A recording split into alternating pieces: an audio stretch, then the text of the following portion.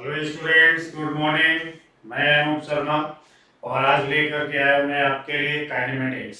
तो पहले हम लोग काइनेमेटिक्स की कुछ बेसिक इंफॉर्मेशन लेंगे और उसके बाद से फिर टॉपिक की स्टडी शुरू करेंगे। ठीक है, तो काइनेमेटिक्स ही पार्ट होता है मोशन का। तो शुरुआत करते हैं हम लोग मोशन। अब देखिए मोशन क्या होता है। मोशन है rate of change of position of particle with respect to any fixed point. Suppose हम यहाँ पे खड़े हुए और यहाँ से हमने चलना शुरू कर दिया, तो हमारे और बोर्ड के बीच में जो पोजीशन है वो कंटिन्यूअस इंक्रीज हो रहा है। इट मींस हम मोशन कर रहे हैं। ठीक है, अब इस बात किया जाए इस मोशन की, तो इस मोशन की स्टडी के लिए हम लोग इसको दो पार्ट में डिवाइड कर लेते हैं। एक पार्ट को हम लोग कह लेते हैं काइनेमेटिक्स और सेकेंड पार्ट को हम लोग कह देते हैं डायनेमिक्स। तो आज हम लोग जो डिस्कस करेंगे वो होगा काइनेमेटिक्स। काइनेमेटिक्स क्या होता है? ये होता है study of motion. Study of motion without knowing the cause of motion, यानी हम मोशन की स्टडी करेंगे लेकिन मोशन क्यों हो रहा है, रीजन क्या है मोशन होने का, फोर्स कहां से लग रहा है, एनर्जी कहां से आ रही है, इन सारी चीजों की हम कोई भी जानकारी कलेक्ट नहीं करेंगे, बस केवल मोशन की स्टडी करेंगे और इसी को हम लोग क्या कहते हैं? काइनेमेटिक्स। तो काइनेमेटिक्स क्या होता है? Study of motion without knowing the cause of motion, यानी विदाउट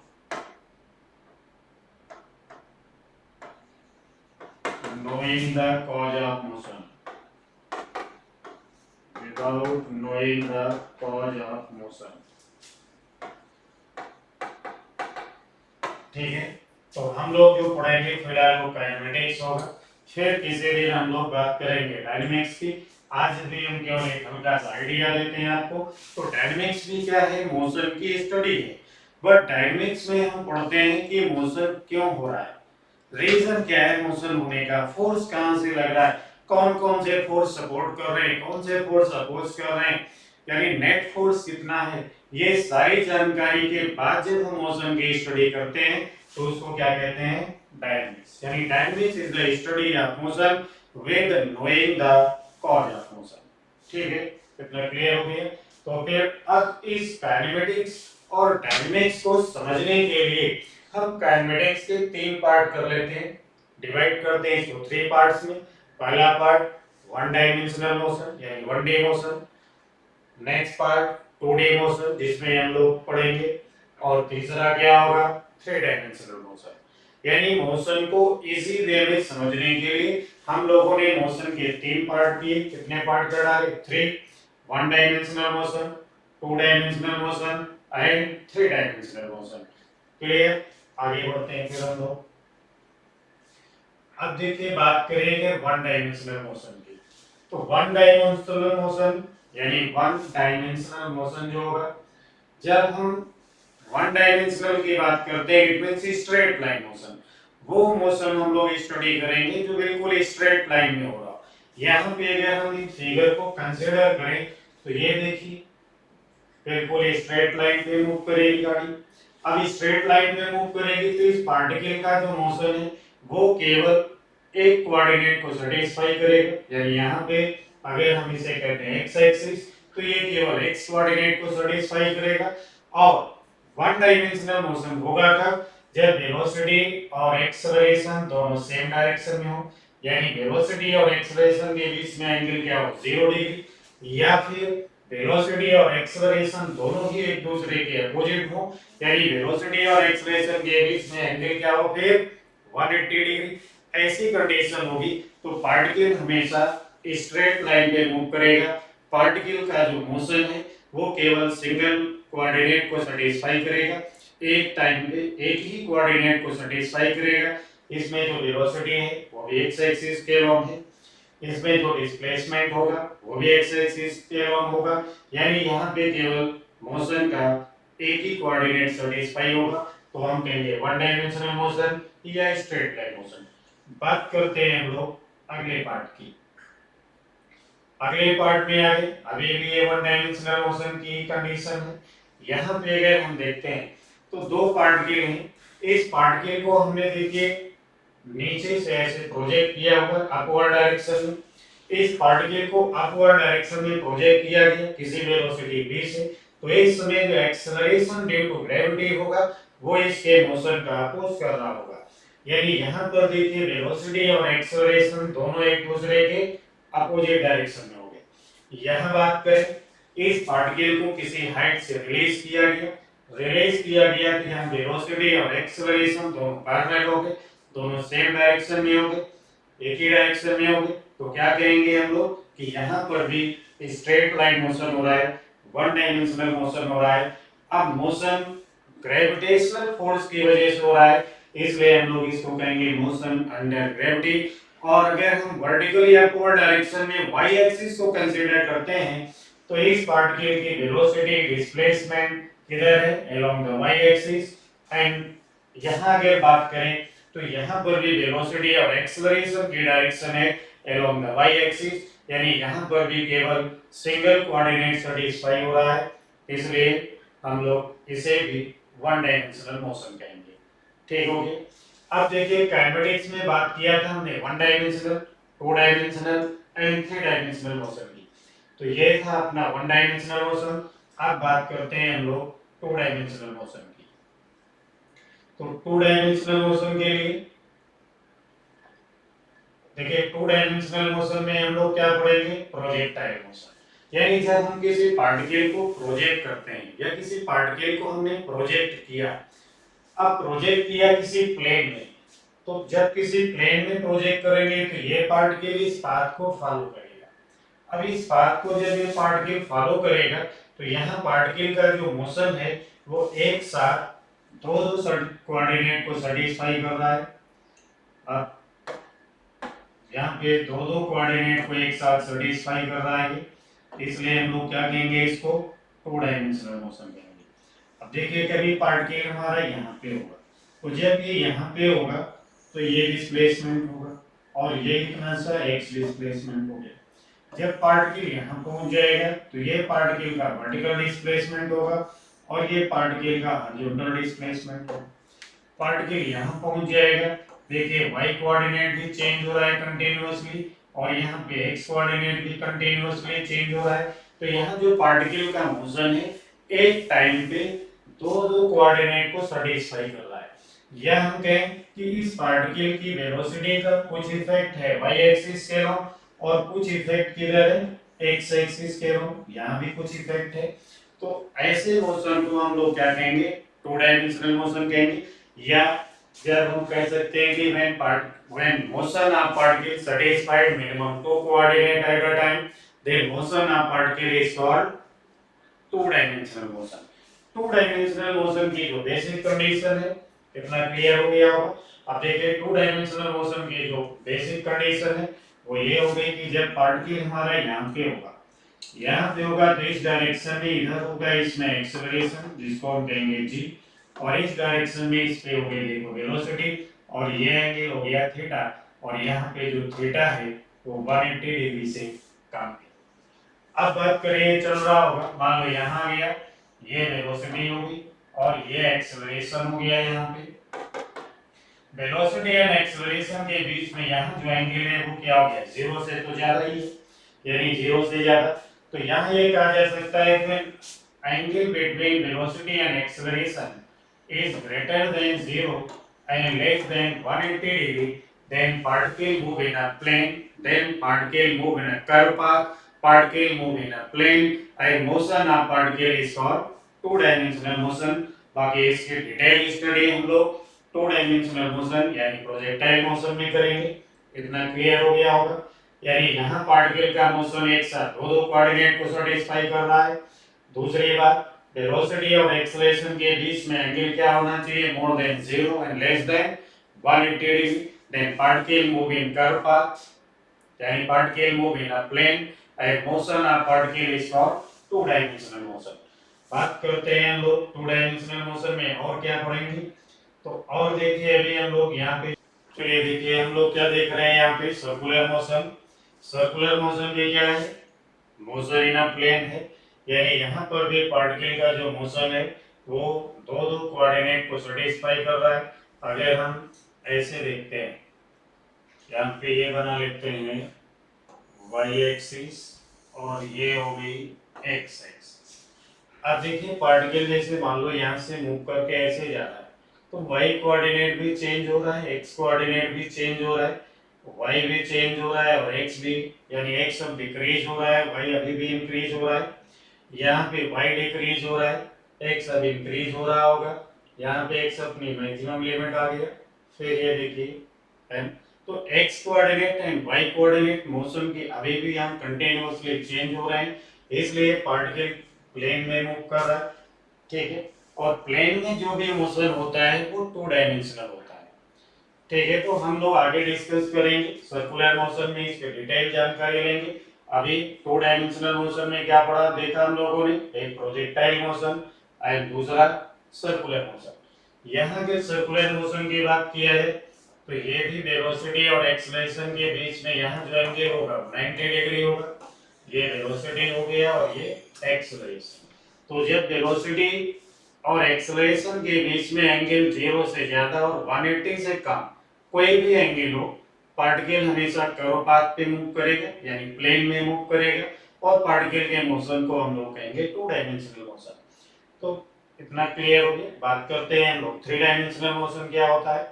तो थ्री डायमेंशनल मोशन के लिए देखिए, ये थ्री डायमेंशनल मोशन यानी जब पार्टिकल का motion X Y and Z coordinate, तीनों ही कोऑर्डिनेट को सेम टाइम पे सेटिस्फाई करता हो, तीनों ही कोऑर्डिनेट को सेटिस्फाई करता है, तो हम पार्टिकल के मोशन को कहते हैं थ्री डायमेंशनल मोशन।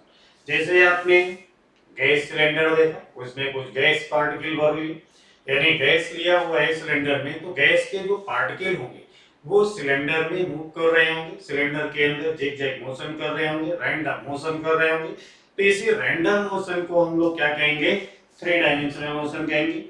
या आपने देखा होगा कि पतंग उड़ाते हैं लोग, काइट, तो जब हवा चल रही होती है बड़ी अच्छी सी और उसमें आप अपनी पतंग को उड़ा रहे होते हैं, तो आपकी पतंग जो है ना मस्त उड़ रही होगी अच्छे से, तो वहां पे जो पतंग का मोशन है वो कहाँ पे हो रहा है, स्पेस में हो रहा है। वहां पे पतंग का जो मोशन है वो अपने साथ एक ही टाइम पे एक्स वाई एंड जेड तीनों कोऑर्डिनेट को सेटिस्फाई कर रहा होगा, तो ऐसे मोशन को हम लोग क्या कहेंगे, थ्री डायमेंशनल मोशन कहेंगे।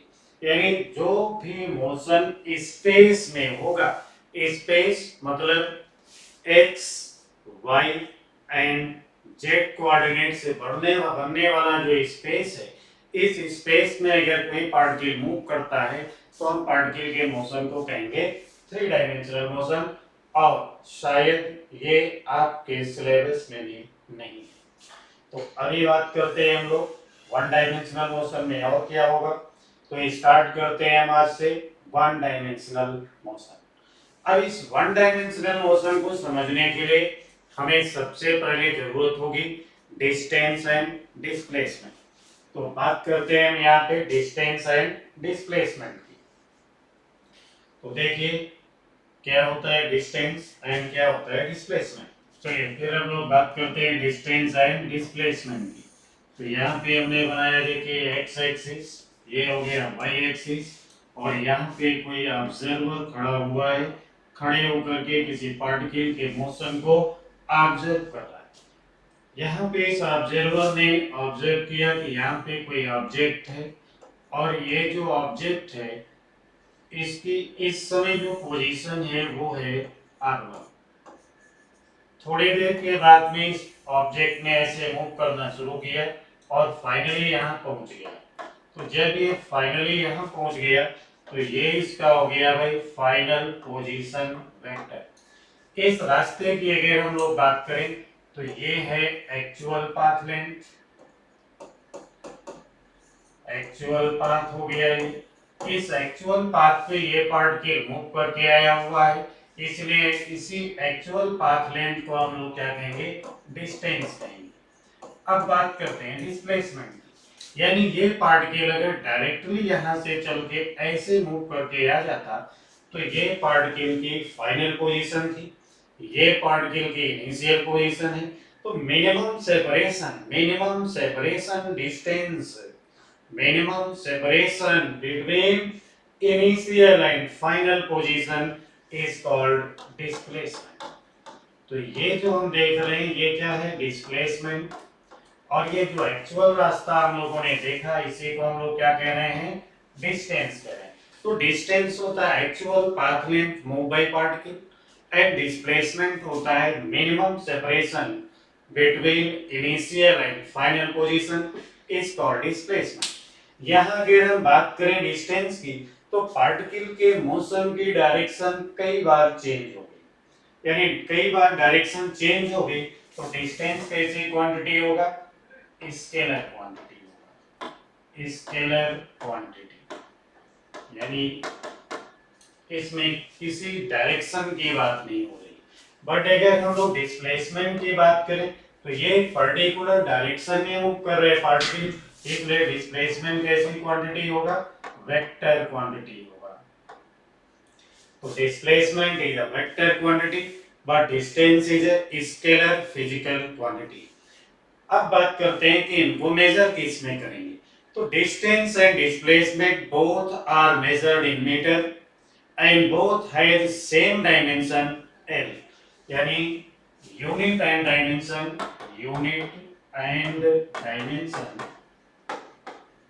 of both physical quantity both physical quantity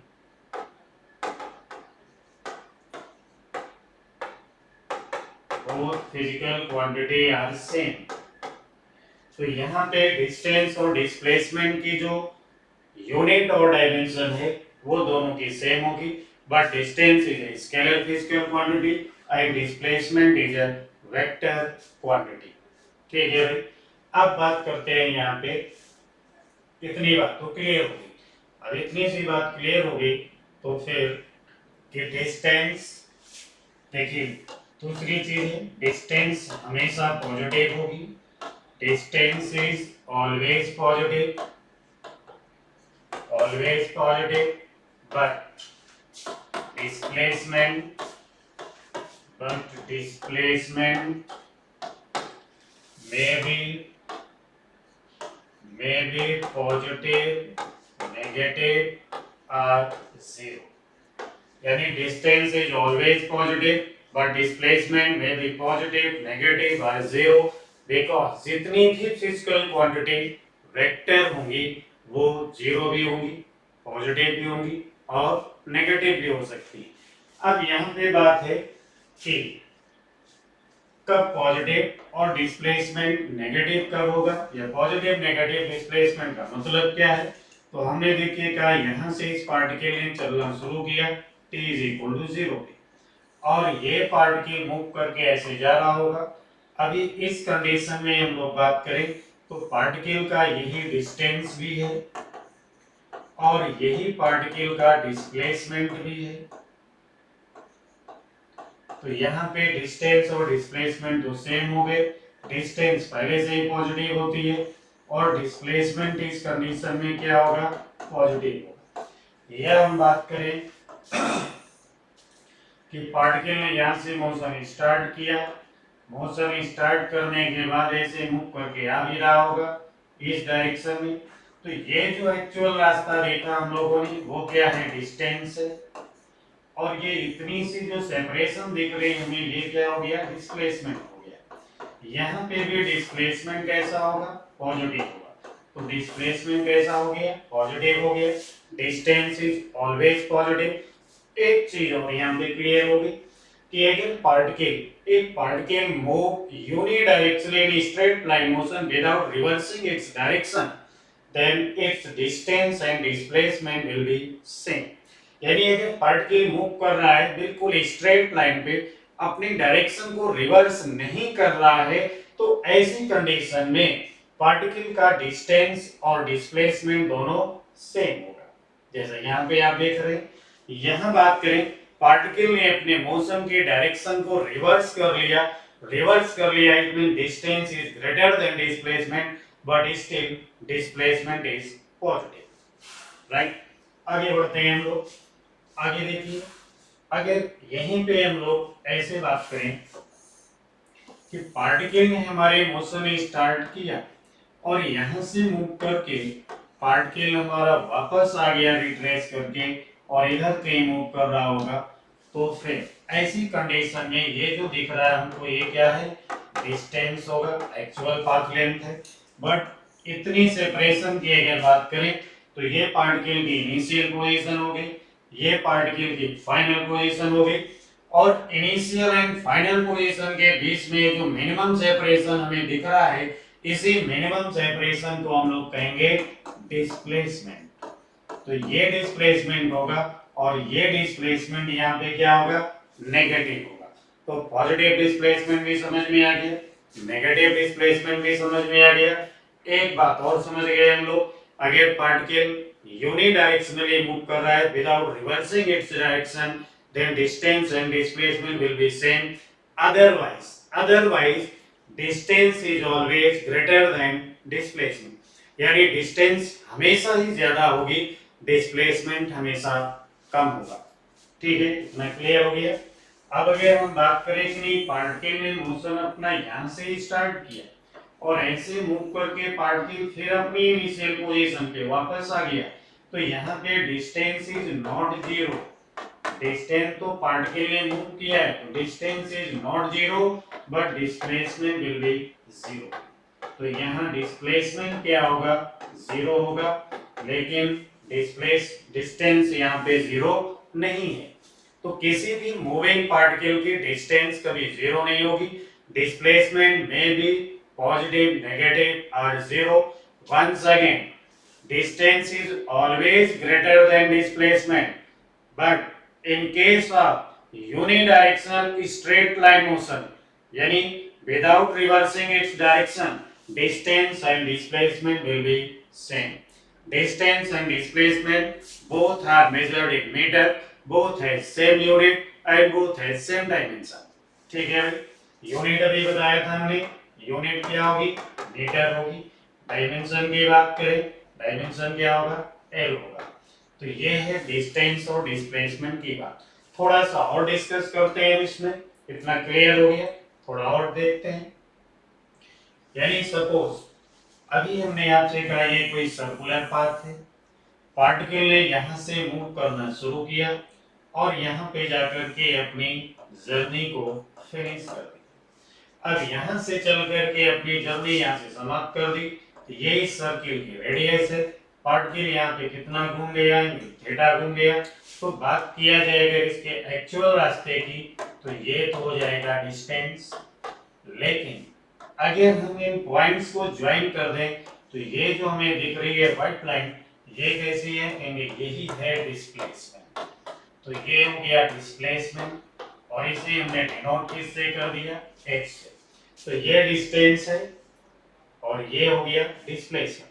अब अगर हम इस डिस्प्लेसमेंट को कैलकुलेट करने की बात करें तो इतनी डिस्टेंस क्या हो जाएगी, s/2, ये इतना क्या हो जाएगा, s/2, और इस एंगल को बाइसेक्ट कर दिया हमने θ/2, इधर भी बाइसेक्ट करके लिख दिया θ/2। अब यहाँ पे अगर हम लिखते हैं sin θ/2, तो sin θ/2 हो गया s/2/r, या s इक्वल क्या होगा, 2r sin θ/2। तो ये फार्मूला हो गया डिस्प्लेसमेंट कैलकुलेट करने का इन सर्कुलर पाथ में। और इस डिस्टेंस की अगर बात करें तो डिस्टेंस क्या होगा, यहाँ पे r theta, but condition apply, theta होना चाहिए इन रेडियंस। थीटा यहाँ पे किसमें होना चाहिए, इन रेडियंस होना चाहिए, यानी थीटा को हम रेडियन में लिखेंगे r थीटा। तो हमें क्या मिलेगा, डिस्टेंस, और डिस्प्लेसमेंट के लिए हम फॉर्मूला यूज करेंगे 2r sin θ/2। इतना क्लियर हो गया, आगे बात करते हैं। अब देखिए अगर इसी सर्किल में हम लोग बात करें कि पार्टिकल ने अपनी जर्नी स्टार्ट की यहाँ से और फिनिश कर दिया इस पॉइंट पे, एंगल यहाँ पे घूम गया ये 60 डिग्री। अब 60 डिग्री घूम गया तो डिस्टेंस कितना होगा, यहाँ पे ये जो हम देख रहे हैं ये डिस्टेंस है, और ये डिस्टेंस क्या होगी यहाँ पे लिखते आर थीटा 60 डिग्री को रेडियन में चेंज कर दें तो पाई/3 हो गया, यानी ये हो गया डिस्टेंस।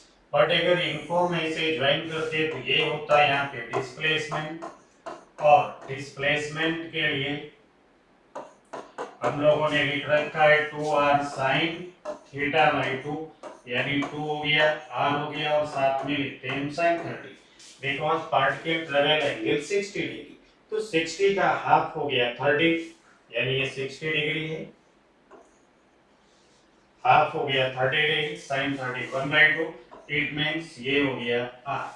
तो डिस्प्लेसमेंट हो गया r, डिस्टेंस हो गया πr/3।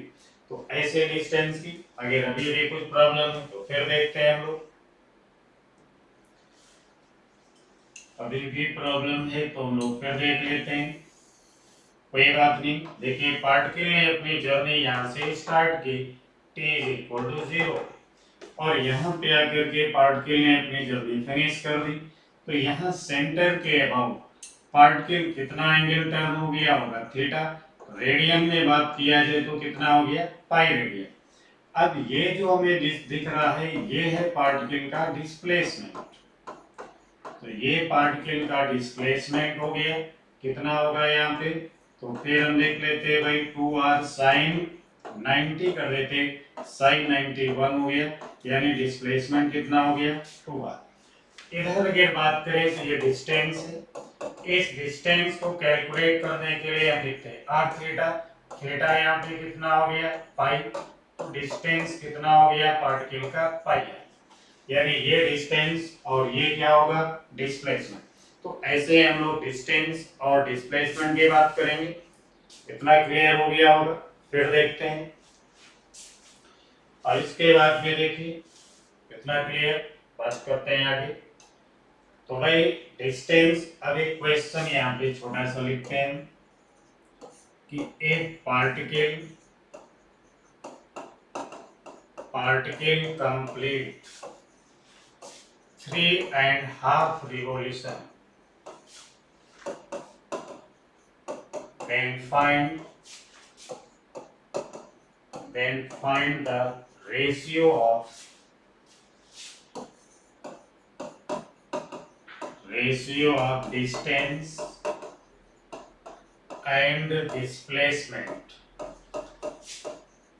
distance and displacement, travel by particle।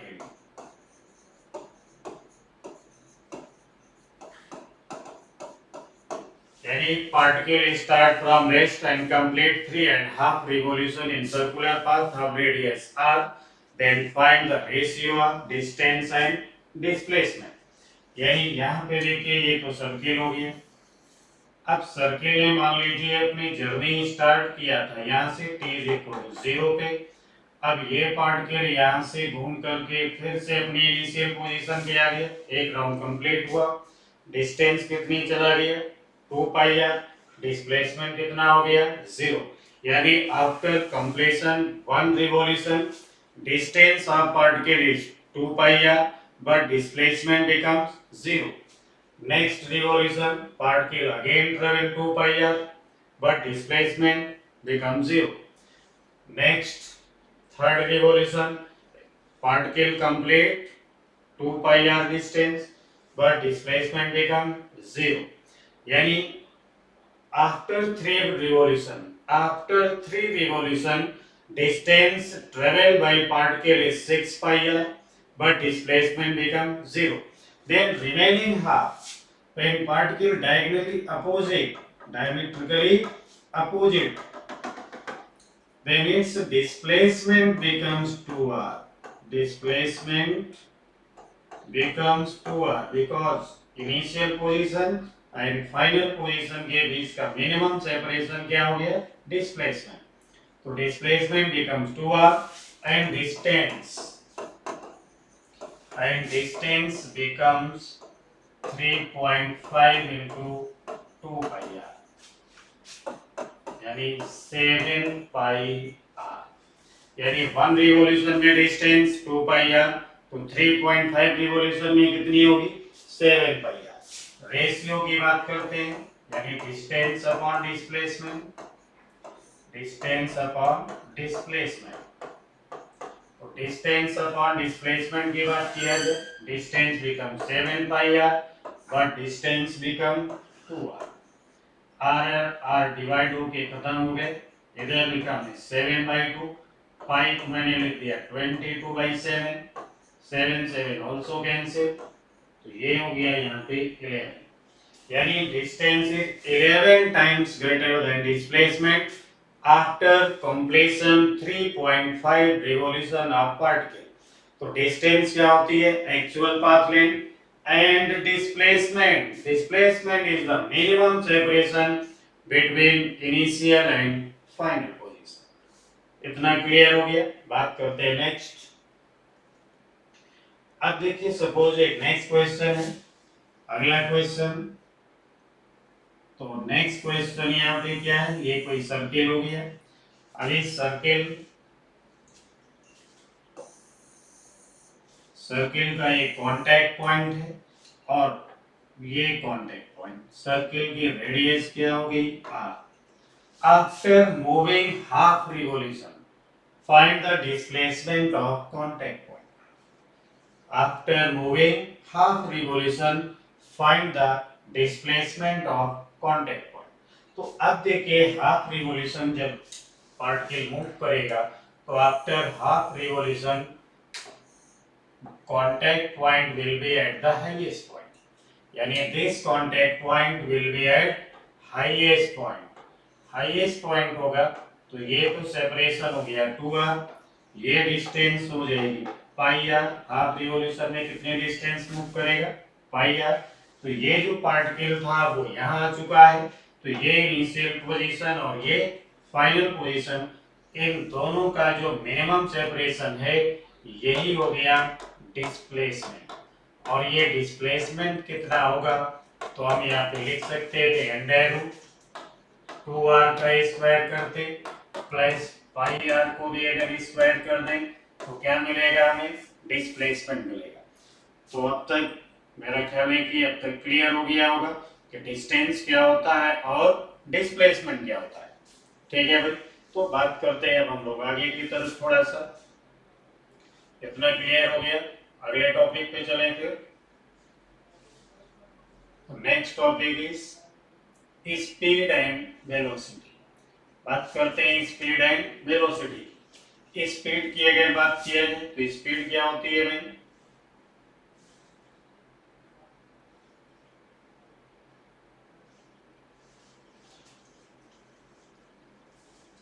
देखिए अगर हम बात करते हैं स्पीड की तो स्पीड होगी यहाँ पे distance upon time, distance upon time. और अगर वेलोसिटी की बात किया जाए तो वेलोसिटी क्या होगा, डिस्प्लेसमेंट, डिस्प्लेसमेंट अपॉन टाइम। समझ गए। तो स्पीड क्या होगी, डिस्टेंस अपॉन टाइम। वेलोसिटी क्या होगी, डिस्प्लेसमेंट अपॉन टाइम।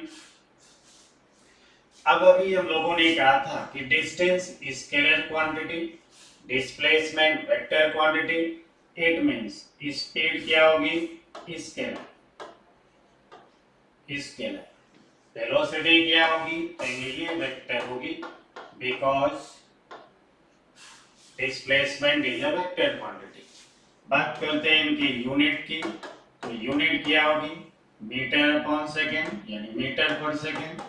यहाँ पे बात किया जाए displacement is also measured in metre, time measured in second, तो यहाँ भी यूनिट क्या होगी, मीटर अपॉन सेकेंड, यानी मीटर पर सेकेंड। बात किया जाए इनके डायमेंशन की, तो डायमेंशन क्या होगा, LT-1, एंड सेम डायमेंशन इस वेलोसिटी का भी होगा LT-1, यानी both have same unit and dimension. अब हम लोगों ने बात किया था कि distance is always positive, it means speed क्या होगी, कहेंगे स्पीड होगी ऑलवेज पॉजिटिव। तो स्पीड क्या है, ऑलवेज पॉजिटिव। वेलोसिटी क्या होगी, may be positive, negative or zero. Velocity may be positive, negative or zero. When displacement is positive, velocity positive. Displacement negative, velocity negative. Displacement zero, then velocity zero. Displacement may be positive, negative or zero, then velocity may be positive, negative or zero.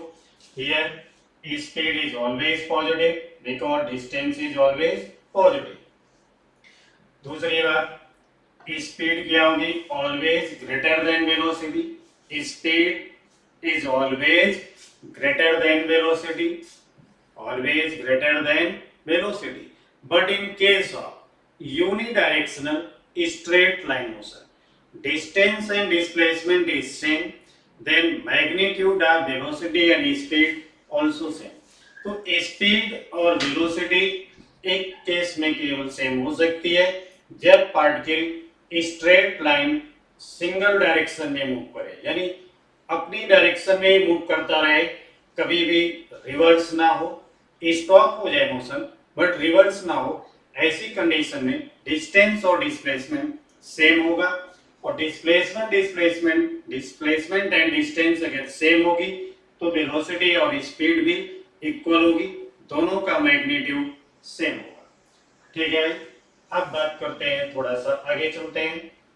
तो acceleration की अगर बात किया जाए, acceleration क्या होता है? Rate of change of velocity. Rate of change of velocity. ठीक है भाई. Rate of change of velocity is called acceleration. यानी एक्सेलरेशन क्या होगा? तो ये है delta v upon delta T. Delta v upon delta T. और अगर यहाँ पे हम यूनिट इसके लिखना चाहें तो यूनिट क्या होगी? मीटर पर सेकेंड स्क्वायर. डायमेंशन की अगर बात करें तो डायमेंशन क्या होगा? L(t-2) होगा. एक्सेलरेशन कैसी क्वांटिटी होगा? कहेंगे वेक्टर क्वांटिटी होगा. तो ये एक्सेलरेशन होगा, वेक्टर होगा. यूनिट और डायमेंशन भी आपने देखी, बट यहाँ पे थोड़ा सा बहुत ज्यादा समझने की जरूरत है. Velocity is a vector quantity. Vector has magnitude as well as direction. Vector में अगर हम मैग्नीट्यूड को चेंज कर दें, वेक्टर चेंज हो जाता है. वेक्टर की डायरेक्शन को अगर हम चेंज कर दें, वेक्टर चेंज हो जाता है. तो यहाँ पे वेलोसिटी के चेंज होने के दो तरीके होंगे. एक मैग्नीट्यूड चेंज होने की वजह से, दूसरा डायरेक्शन चेंज होने की वजह से. Even magnitude of velocity remain constant, but due to change the direction velocity vector get change. ठीक है. अब डायरेक्शन चेंज होने की वजह से जो एक्सेलरेशन होता है उसे हम लोग कहते हैं सेंट्रीपिटल एक्सेलरेशन. और उस सेंट्रीपिटल एक्सेलरेशन की डिटेल स्टडी हम लोग करेंगे, डिस्कस करेंगे सर्कुलर मोशन में. कहां पे डिस्कस करेंगे? सर्कुलर मोशन में. आज हम लोग क्या पढ़ रहे हैं? Straight line motion, one dimensional motion. तो यहाँ पे जो हम एक्सेलरेशन कैलकुलेट करते हैं वो होता है due to change the magnitude of velocity. Suppose यहाँ पे हम ऐसे बात कर सकते हैं कि ये हमारा, ये तो रास्ता हो गया, यहाँ पे ये कोई पार्टिकल है और ये पार्टिकल इनिशियली u वेलोसिटी से चलना शुरू करता है t=0 और ये मूव करता रहा. इसकी वेलोसिटी इंक्रीज होकर के हो गई v. यानी after increasing from u its final velocity becomes v. ठीक है. इंक्रीज होकर के भी हो. अब टाइम इस समय कितना हो गया? t. तो टाइम इंटरवल ऑफ जर्नी ये होगा t-0 यानी t हो गया. बात करें यहाँ पे चेंज इन वेलोसिटी की तो ये होता final velocity minus initial velocity. Final velocity is v but initial velocity is u. This is delta v यानी चेंज इन वेलोसिटी. अब हम बात करें rate of change of velocity की तो delta v upon delta t. तो यहाँ पे हो गया v minus u upon t. This value is acceleration, acceleration हो गया v minus you upon T. और चाहे तो हम यहाँ से फर्स्ट इक्वेशन आप काइनेमेटिक्स भी कैलकुलेट कर सकते हैं, u plus A T, v is equal to u plus A T. समझ गया? तो इस तरीके से हम काइनेमेटिक्स की इक्वेशन भी मिल सकती है। But this acceleration is due to change the magnitude of velocity. समझ गए ना? यहाँ पे जो एक्सेलरेशन है वो वेलोसिटी के मैग्नीट्यूड में चेंज हुआ, जो यानी वेलोसिटी यहाँ जो इंक्रीज हुई, तो इंक्रीज होने का जो रेट है that is called acceleration. Velocity अगर डिक्रीज होती तो डिक्रीज होने का जो रेट होगा कॉल्ड डी एक्सेलरेशन और रिटार्डेशन। ठीक है भाई? तो यहाँ पे एक्सेलरेशन क्या हुआ, कहेंगे rate of change of velocity, यानी rate of increase of velocity is called acceleration and rate of decrease of velocity is called retardation, retardation और डी एक्सेलरेशन। ठीक है भाई? यूनिट क्या बताई थी अभी, मीटर पर second square, dimensional formula LT-2। ये बेसिक टर्म है जिन्हें हम लोग इस्तेमाल करते हैं काइनेमेटिक्स को एक्सप्लेन करने के लिए।